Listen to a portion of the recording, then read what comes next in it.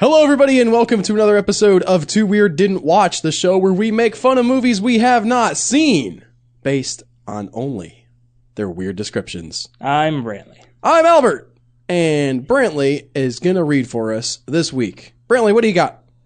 Today is a movie that I chose 90% because of its name. I love those. And it's from 1975, and it is Deafula. Deafula. Deaf. Deafula? D-E-A-F-U-L-A. So, Deafula. like Dracula, but he can't hear. This movie was the only movie ever filmed in Signscope, wherein everybody signs the entire movie. There's no spoken dialogue in this movie. I don't feel like that's accurate. There's a voiceover. No, I'm saying I feel like that there have been other movies that were done entirely in sign language. Well, yeah, but I mean like in Signscope, where it was actually, like on the thing it says filmed in Signscope. Oh. But it's just the actor signing? Just signing, yeah. That's not a thing. That's not, you can't call your... But they did once. And then I think everybody was like, this was dumb.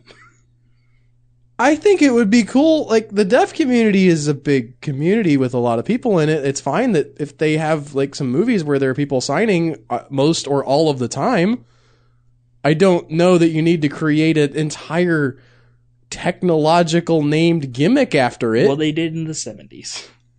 They were like, okay, 3D, that's fizzled out. Smell-o-vision, that didn't work out. Yeah, they were, yeah, okay. What do we got? What can pull people into the theater? I know. Let's not have any dialogue and everybody signs the whole movie. Now there were voiceovers, so people who could hear could go see this movie normally. It's just people were also moving their hands and didn't move their mouths.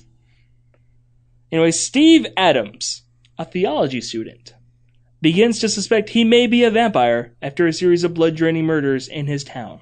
Okay, couple of things here. I just want... This is almost unrelated, but I heard you say Adams, and I think somebody out there whose name is the regular spelling of Adams should have it legally changed to A-T-O-M-S. Just like Maxwell Adams? Is that a thing? Yes, that is the creator of The Grim Adventures of Billy and Mandy. Cool. Which is a cartoon where two kids trick the Grim Reaper into being, quote, their best friend forever, where he has to live with them. Oh, I know. I know that it's a cartoon. I didn't realize that the creator's name was Atoms. Yeah. The Atoms family. Oh, you need to do that spinoff. Anyway, so I lost track. This guy, I was Steve very excited. Adams. So he's... Played by Peter Wolf, by the way. I don't know who Peter Wolf is. Okay. Is Peter and the Wolf? No. Okay. They're somebody's draining blood from people in his town. Mm-hmm. He's a theology student. Oh, great. Okay. Well, I assume we're going to get to that in a minute. But his response to that is, I might be a vampire. It's probably me. Probably me. This guy is so emo and overwrought. He is like his instant. He's ahead of the curve, though, because this is 1975. I guess, yeah. He's got this vision of like, I could be a vampire. You don't know. You don't know my thing. I might be a vampire, guys. Gonna move to Washington State and live in the woods and sparkle. Zing. Oh. How does that low-franging hoot taste? Tastes bitter. The tears of Twilight fans low-franging everywhere. hoot. After his preacher father has a heart attack. That's just a weird phrasing. His preacher father. His father, a preacher, but no, his preacher father. Preacher father. Was he adopted? Bring me a dream. Has a heart attack. Steve is told the mysterious circumstances surrounding his mother's death and finds out that she was seduced by Dracula while she was pregnant with him. Mm-hmm. So it's Blade?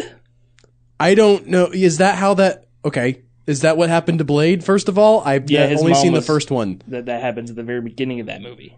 Oh, it does? His mom is super heavily pregnant and she gets attacked by a vampire, and then he's born with their strengths, but nothing like this, because apparently those have to take hold second, I guess? I thought the beginning of that movie was the Blood Rave. No, that happens after that. It's been a bit since I saw it. Like, it's a brief bit at the beginning, and then the credits, and then the Blood Rave, and then a couple flashbacks over the course of the movie to it. Blade is such an interesting case study. Are really good. I haven't seen the second one. I know Guillermo del Toro directed it, and I really need to. It's a strong precursor to Destroying Vampires. Okay. But the fact that we get, like, a superhero film It's a black lead superhero film. That's a rated R superhero film in like 1999.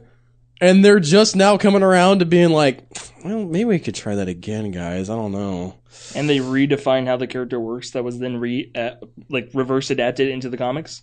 Yeah. Before the movie, he was just a dude who hated vampires, and the movie's like, he's half vampire. And like, that's rad. We'll do that. It really is bizarre to me that it's taken like Marvel this long to do Black Panther. It's like, have you seen how people how the community that this is made for, the black community, reacts to Tyler Perry movies? They eat them up. They don't have to be good. They just want to see people that look like them in a film. If you make a Marvel film where white people are already like, I like made Marvel films, and then you get your standard Marvel humor in there, and you have that representation where black people are like, I want to see a black guy beat up some people. Maybe that white guy who played Gollum, I don't like him. He's got them shifty eyes. I don't know why that's my black accent. Maybe casual racism again. Sorry, guys. I'm just saying. Should have been done a long time ago. Your silence is scaring me now. I'm trying to see if you're done, if we can go back to the movie now. What's the movie? What's happening with the movie? Well, she was attacked, or seduced, sorry, not attacked. Seduced by Dracula while pregnant. While pregante. I feel like, okay, this dude, his dad is a preacher. Uh-huh. So hopefully they were married at the time when she was pregnant. They probably were. Yeah, he's had to deal with the fact that his wife, was not attacked or raped or anything. I mean, she died, so she probably just died and the child was born. So he probably doesn't know that, I doubt Dracula was showing up on the doorstep with flowers and chocolates and be like, hey, babe. I want to suck your blood, if you know what I mean. And by which I mean, I do actually, yes, that. Literally, yes. There was no euphemism. Your veins are delicious. Let's get, come on. Here's the flower. I brought flowers. He's like, bye, honey. Take off the scarf. And he's I just might be late for church. Awkwardly going to church, having to pass him on the sidewalk. Excuse me, Dracula. He goes, yep, here to see your wife. Have a good day. I heard I actually was not able to come into the church, but I did listen to your sermon the other day, and it was amazing. Apparently, Dracula in this universe is like a tamer version of Abridged Alucard. I like it. Okay. Steve sets out to find Dracula's coffin to release himself from this curse. They're just assuming a lot of vampire rules in this. They're taking the Dracula rules from Dracula. If he kills Dracula, doesn't he die? Isn't the rule that the thing that made you Well, they're also playing with it because he was not turned; he was born. Oh, I guess maybe he could get out of also, that. Well, Nina never drank blood and she didn't fully die, but she was halfway to vampire, and then he died, and she's like, "I'm good now." That's also a fair point. Yeah. Okay. While two detectives attempt to catch this serial murderer, completely different person, or. They just think it's some serial killer who's drained people of blood. They probably don't suspect. They think it's someone with a vampire fetish. Right. They probably don't think it's Dracula or his deaf kid. Fun. Oh, I forgot that everybody in this movie does sign language. Yeah. I forgot. This guy. So I'm just picturing in 19. Hold on. This is, you said 1970 something? 75. 1975. This guy's the pastor of a deaf church. That's pretty a pretty advanced idea at the time, I would say. Where are they at? This previously, I was thinking there was some little town somewhere in small town America, but if there are enough non-hearing people, so he had a sign, "Excuse me, Dracula," so that took even longer. The awkwardness. Yes, we were just assuming that they were talking this whole time because I'd kind of forgotten that we were talking about which somehow Deafula. Makes it more awkward. Where were we at? He's okay. Oh, I was going to say, there's these other murders happening. I love the possibility that we're just dealing with a crossover situation, and it is the Wolfman. Also. Who is not deaf and is just trying to communicate to people about how he'll turn into a wolf in the full moon. There's but the cops are deaf and everyone else. This is just a deaf town, and he's just like, what did Dracula do to you people? Everybody in the movie signs. Yeah. Okay.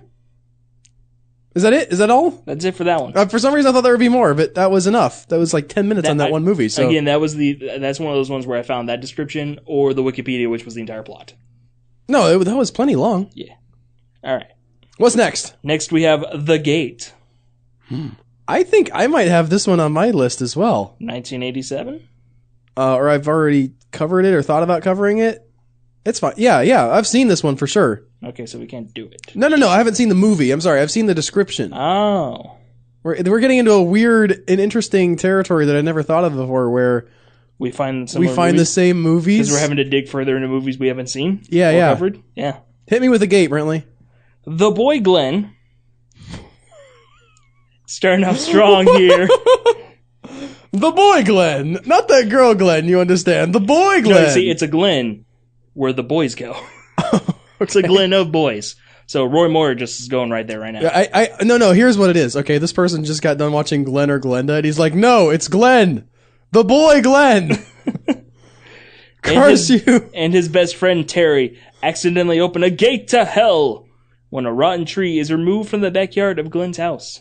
I'm having this weird deja vu thing because, like, I know all these words.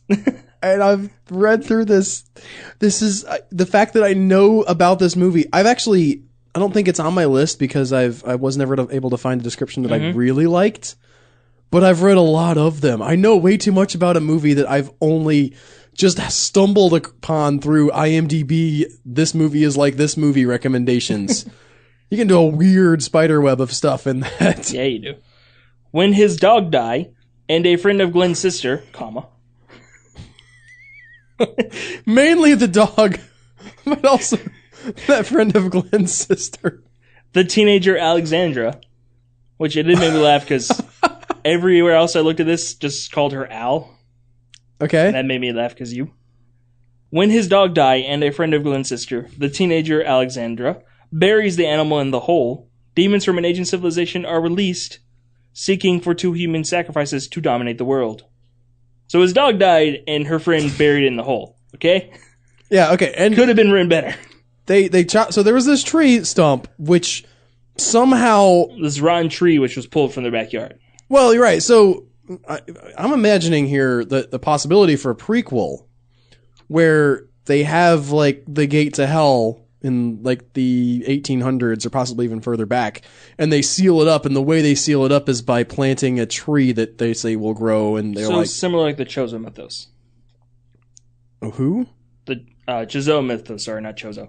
Chozo mythos is a series of games by... I can't remember the guy's name. But it's 7 Days a Skeptic, 5 Days a Stranger, and series of that. It's a bunch of point-and-click adventure games. Oh, okay. Done in a very pixelated art style. That's like this Lovecraftian horror story that spans like this really long timeline. Okay. Like the furthest back is like with Druid times. Yeah. And then one of the games takes place in spaceships in the future. But it's this continuous story. It comes out of order. Which you should look into playing because it's good games. I will look into that as soon as I can find it. How are they expensive? I don't know. I think you get them on Steam. Okay, cool.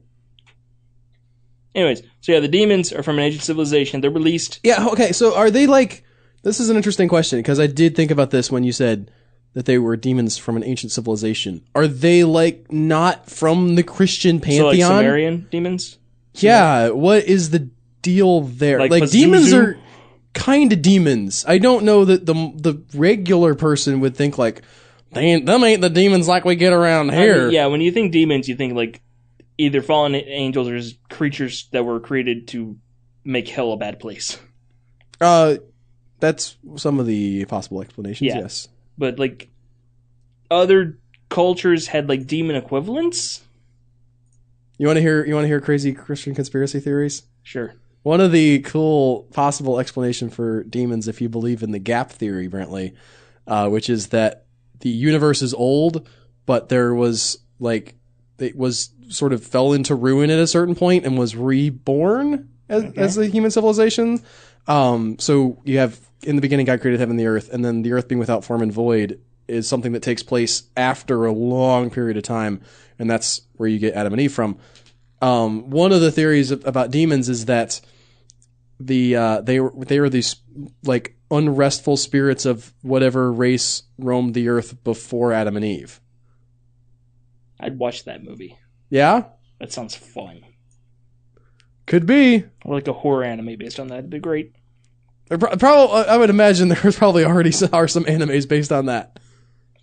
So anyways, they're the demons from the civilization who are released from this tree after they buried the animal in the hole that the tree was in. This really just seems like a good comedy of errors. Like, I can see where, like, well, we want to bury see, like, our dog. Flashback where they're talking about, it's like, what if they're released? Like, listen, the tree would have to rot. They'd have to pull that out of the ground, which I don't know how they're going to do that because it's like olden times. They don't have they don't have. And then they would have to bury a dead beloved animal, which olden times, so nobody likes animals. I don't know that that's true. And but then okay. they would release the demons. How is all that going to happen? Dude cranks. What are the odds? Smash cut to some dude cranking a key on the big machine. Okay, yeah. And it definitely, it's not like anybody's doing anything crazy unless they already know that there's a door to hell there. Yeah. Or if they do, they're just like, I mean, I don't want to dig a whole new hole. It's already on fire. Let's just throw them in there. If the demons have like a little bit of influence, they like killed the dog, maybe? Oh, that could be. And then it's like, well, we have the convenient hole. Fair enough. That they had not filled in yet. So anyways, the demons are seeking 2 human sacrifices to dominate the world. Why would the demons... Maybe just like a few demons let go and they're going to open it fully so just hell runs through. No, I was thinking, are the demons going to dominate the world or are they going to have the human sacrifices dominate the world? You get to rule for 7 years and then you're dead. Or they're like zombies or something. Like host for the demons? This is not well written, Brantley. No, it's not. Is that it for this one? No. Okay. Glenn, Al, and Terry, who are spending the weekend alone in the house, fight to save their lives and close the hole. I feel like using the word portal would be less silly than hole, but you do you, movie. Because at this point, it sounds like they just grab a shovel. Yeah, maybe. Whereas this is a portal, it's like, we have to find a way to close the portal. In your other researches of this movie, did you come across the subplot where one of these kids' dad had like accidentally shot himself at some point? I had not. Or there's like a subplot where there's a gun. I know that one of their mom died and that Terry's mom died and that his dad is alcoholic. Yes, so this is the thing, right? There's this other review that talks, that's another description that talks about the fact that Terry's dad was accused of the murder of their mother, and I could never find a way to marry those two descriptions, which is why I never did this, because I really didn't want to lose that. Okay. But that's also a thing in this movie, that this kid's dad is accused of killing the mom, and maybe he did it and maybe he didn't. All right. Well, that's all we have for The Gate. But up next, we have The Gate 2, Trespassers. Okay. It has been 5 years since Terry, now known as Terrence. Was he ever really not known as Terrence? That sounds like maybe it was his name. It's 5 years, so now he goes by Terrence. Oh, like if you decided nobody can call you Al anymore, you must be called Albert. Yeah, that would be lame. Or if I just went by my middle name. I switched from my middle name to my first name, so I guess I did that at one point. Yeah. It has been 5 years since Terry.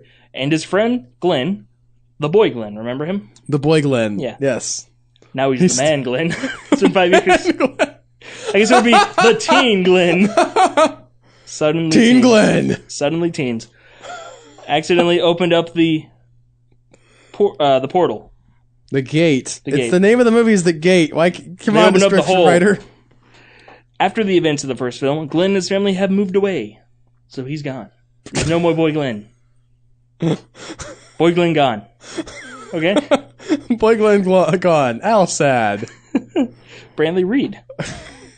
Terry has many family problems and decides that the only way to fix things is to go back to the gate and summon the demonic powers. I feel like this is a bad idea. This is not a good idea. No. Yeah. While he is doing the ritual, 2 bullies, John and Mo. How are you going to bully someone if your name is Mo?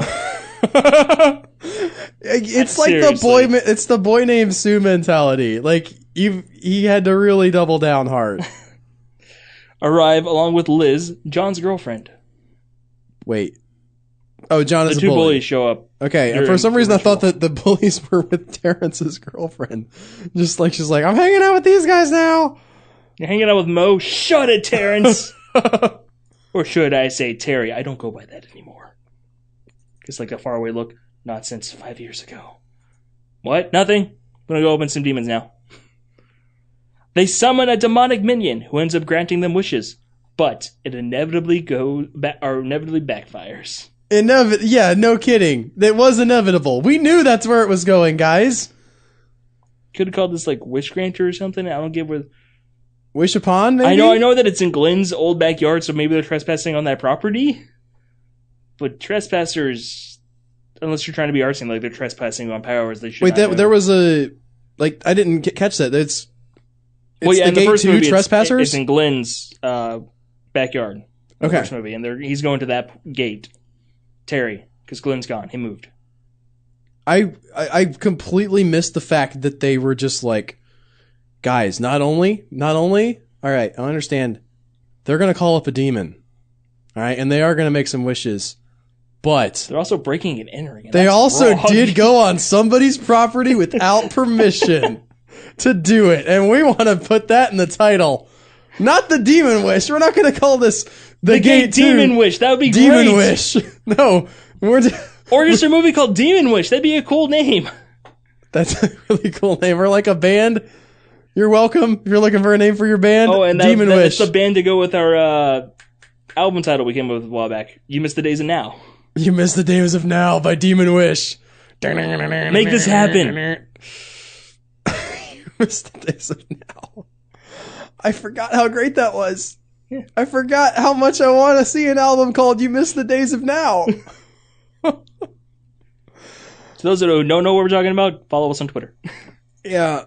Oh, because no, I will tell them what we were talking about. Okay. I was tweeting, like, I miss the days when, like, a lot of big blockbuster movies had novelizations that came out for them. And you said, you linked me a bunch of movie novelizations for modern movies, and you said, you miss the days of now.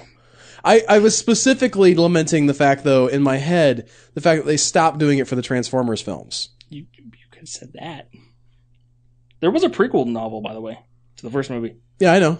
It came out before the first movie came out, actually. They were like, are you guys going to get hyped for this? It was okay. Read this Alan Dean Foster novel. Have you read it? I read, like, the first couple chapters. At one point, there is a space shuttle that gets, I think it's warped through, like, a space bridge or something, but it somehow, like, winds up on a planet where they're kind of stuck.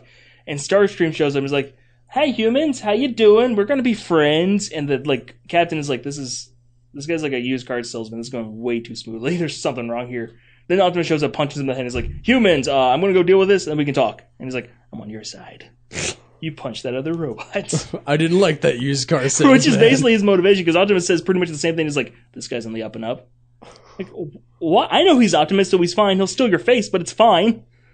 He sounds like Peter Cullen, though. His voice, he sounds like Eeyore, and I trust this. I believe in him.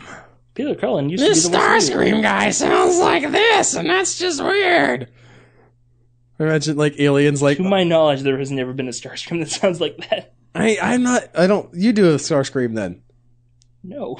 Cool. All right, well, that'll do it for this episode, guys. Thanks for listening. You won't get to hear Brantley do a Starscream impression, but you got to hear mine. Maybe next time.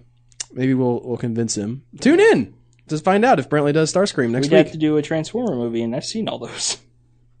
Is there not like a Japanese animated something with Transformers you haven't seen? Maybe? I mean, there's some OVAs I haven't seen. What is that? OVA is original video animation, and it's generally just like a single episode of an anime they wanted to get made, or like a movie. Okay. They just tend to be short. They tend to be about 40 minutes to an hour. Well, maybe we'll find some of those. In the meantime, you should subscribe to us if you have not already done that, to this podcast, and whatever podcast player you're in, tell a friend, and we'll see you guys next week. Bye, guys. Bye.